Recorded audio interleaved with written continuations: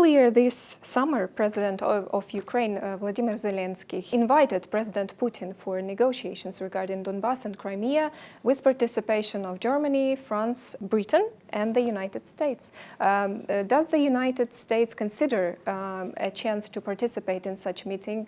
The United States, I'm sure Great Britain would be happy to participate as well. And that will be a question for the government of Ukraine to decide what they think is the most advantageous way to proceed.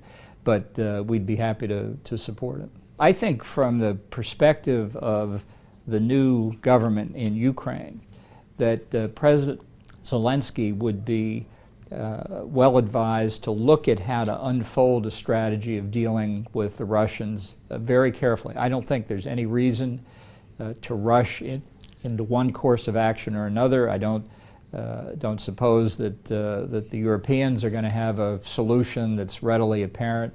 I think working this through over a period of time makes sense for the new government in Ukraine.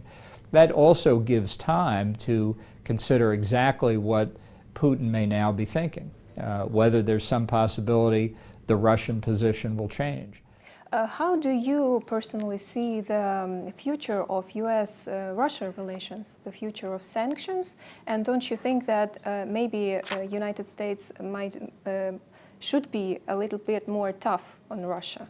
Well, I think the Trump administration has been very tough. It has imposed enormous sanctions on Russia.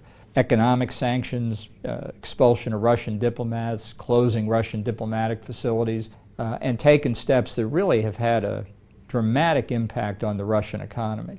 So if you look at the actual steps that we've taken, I think the record is very clear. We've put more sanctions on Russia than the European Union by a substantial margin.